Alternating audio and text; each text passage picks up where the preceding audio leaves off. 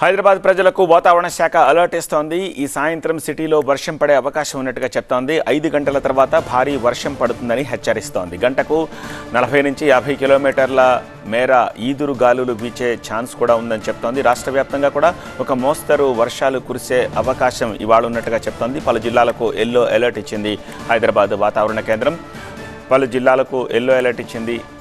హైదరాబాద్ వాతావరణ కేంద్రం తెలంగాణలో 5 రోజుల పాటు వర్షాలుంటాయని చెప్పింది. వచ్చే 2 రోజులు తెలంగాణలో ఉరుములు మెరుపులతో కూడిన వర్షాలుంటాయని, ఈదురు గాలులతో ఓ మోస్తరు వర్షాలు పడే అవకాశం ఉందని వాతావరణ శాఖ చెప్పింది.